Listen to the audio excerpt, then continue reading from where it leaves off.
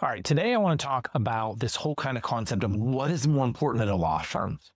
I have three big beliefs that you need marketing, you need systems, you need leadership. So I'm going to jump into what each of those means first, but yeah, we need a lot of it. And you're going to notice that I don't really talk often about the actual practice of law because that's the product downstream.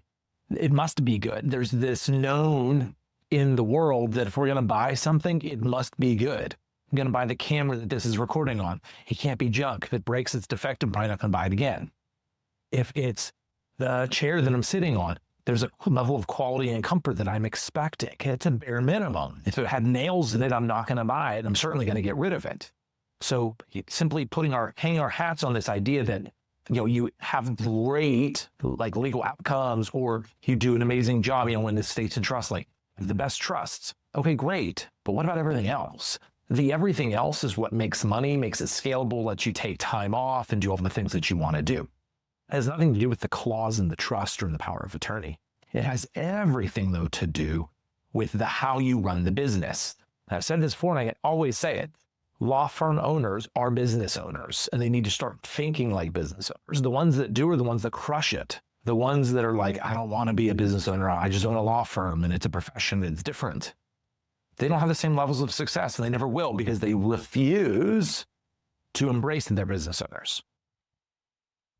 So, with that, what do I consider marketing? Marketing is what I see as the whole upfront, okay? Marketing is this concept that we're going to get someone to do something that's going to get money into your pocket, okay? Crude, crass, I don't care, but it's the branding. It could be advertising. It could be the messaging. It could be your reputation. It could be Google reviews. It could be what people are willing to say about you. It is your intake. It's your sales process. It's everything from I never heard about you to I'm a client. That is marketing. Okay? Then on the back end, we can do further marketing even to the people that are on our list, whether it's just a lead that we've talked to before and they never came in, or if it's a client and we want to see if there's something else we could do for them or a family member, so we can market to them again. So we can send more emails, more messages. We can target them on social media. We can make sure that they're aware of our campaigns and our offers because we want to see if we can get the money back into our pocket. Again, it's a basic thing. People go, I'm not here for the money. I understand, but here's the deal. If you are in the exchange of business legal services, right? So I have a legal product or service and they're going to give me money for it. That's sales. Everything around that helps to facilitate it, I see as marketing. Oh, then I move to systems. Systems is the what do we do and how do we do it? Okay, you can do anything. You might do it poorly. You might do it tolerably. You might do it the very best. And then there's the speed that you do it, the quality, the accuracy. How repeatable is it? Right? So systems are built up of that. How do we do it? Why do we do it this way? What's the start to finish? And we go through it. So again, in estate planning, yes, that starts with design and making the decisions, and then the client's leaving and we have everything we need to go draft it. We review it internally, we review it with the client, and then we have a signing meeting, we have post follow-up. Okay, that's our estate planning system.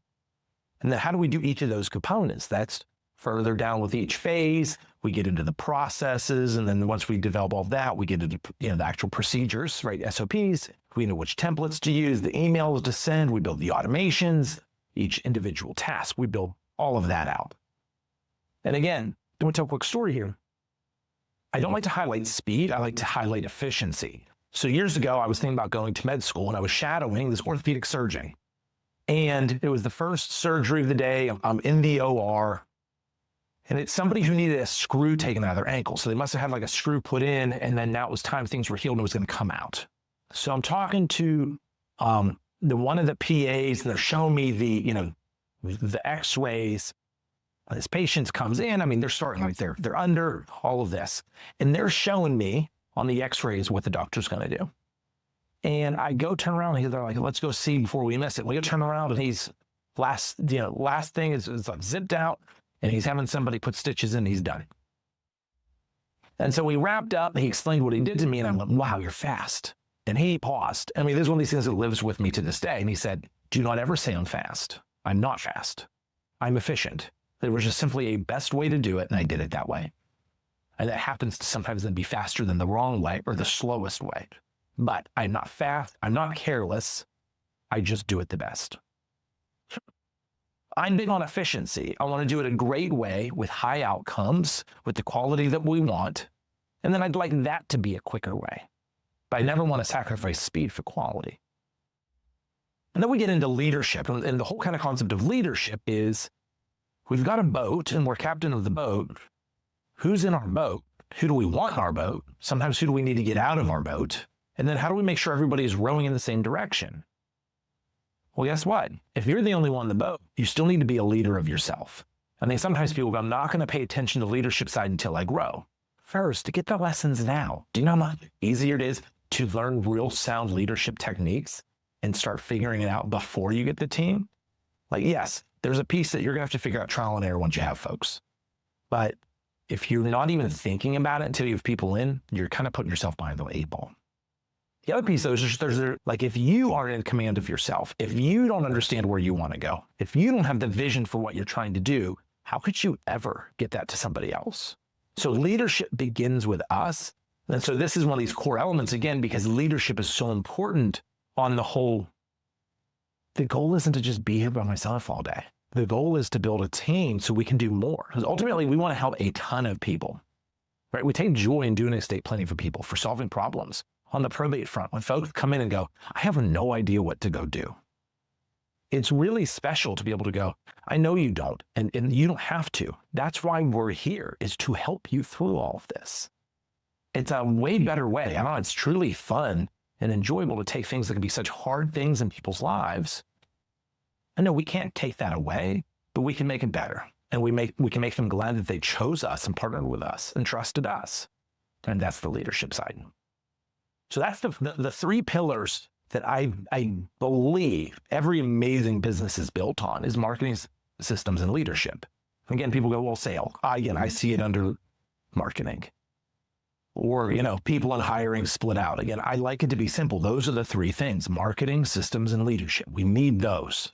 So today I've got this super fun analogy. Now we've got some background on this analogy that shows how they interrelate and what might be the most important, and not so much which one's the most important, but how they always need each other. So I like cars, and I like high performance cars. They're fun. I really like to drive. And I think they tie in perfectly to this marketing systems leadership. So I'm going to dive into each piece. But marketing is kind of like fuel, like the gas you put in the car. Systems is like the engine, or like the upgrades, like stickier tires, wider tires, a bigger turbocharger, a tune, right? All of these things are the systems. And then the leadership is about who drives the car. If you're racing it, who's the pit crew, the crew chief. And then you start asking questions like, could I have multiple cars and multiple races? And this car analogy really works. So let's go back to marketing. Marketing is the fuel for your law firm. A car can't go very far or very fast if we're measuring fuel in ounces, or for some of you, little droppers from a dropper needle thing, right? If that's all we're putting in, what are we going to make it? 50 feet, 100 feet? We can't even get to the end of the race. We can't even compete until we can have a full tank of gas and we know how to go get it. This is the whole premise of marketing. It's getting people that don't even know who you are into clients fueling your gas tank. So before we can even get them in, we have to know, where are the gas stations? How do we use them? How do we get it in? And filling it up. Okay? And so that's the whole process, from advertising and getting in front of people that don't know who you are, getting back in front of people, building referral relationships, and all the things that we can do. That's on this marketing front. That is ultimately fuel. Again, a 1994 Honda Civic will go further with a full tank of gas than a Porsche 911 Turbo will go with 1/4 of 1 ounce of gas.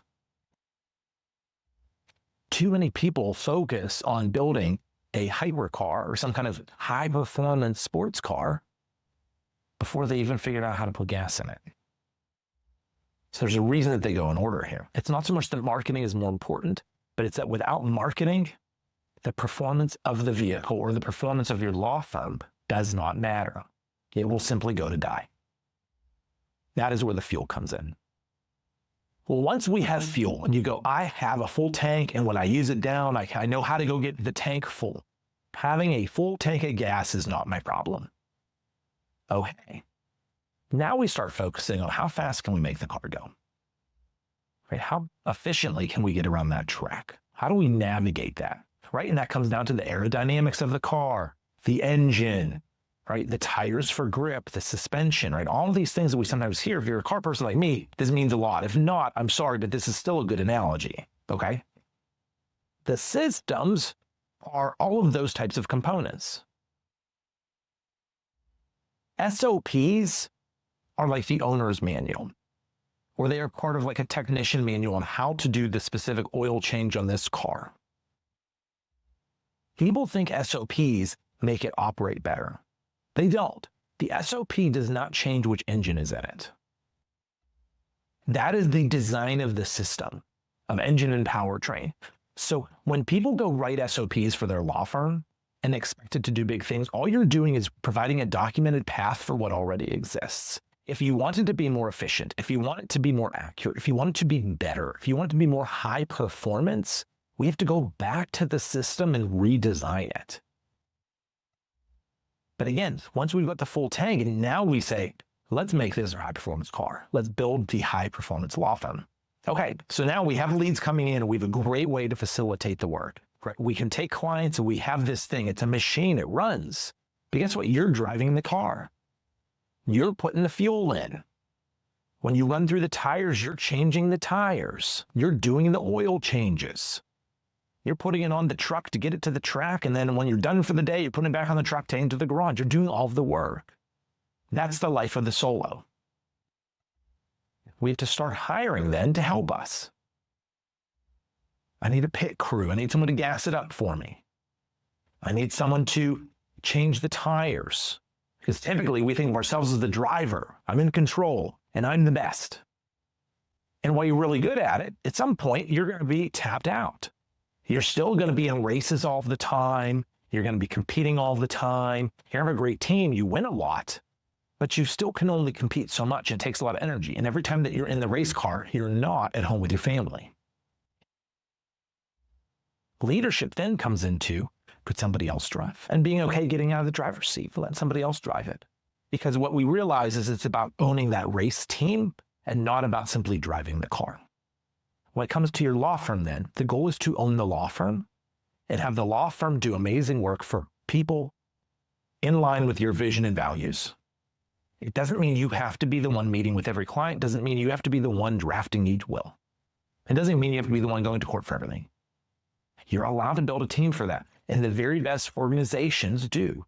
The high performance law firms will put people into these seats that excel because it allows you to do more. And back to the race car analogy, what if we then start having multiple cars in multiple races with multiple teams? This is capable only when we move to the owner role and stop worrying about which car I'm driving. And that is the entire way that I look at law firms.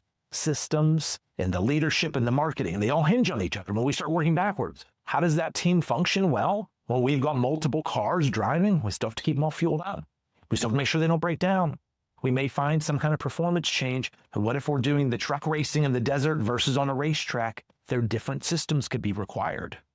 And so we're constantly looking at what types of races are we getting into and how do we do that the best way? And we always need to make sure that we have fuel in the gas tank and the appropriate fuel for that type of vehicle. And this mirrors to law firms beautifully. We always need to make sure we've got a clear way to have more and more clients coming in regularly. We don't want the ebb and flow of, well, I'll race this week if I have gas. And if I don't, I guess I'm out. We always want the ability to compete.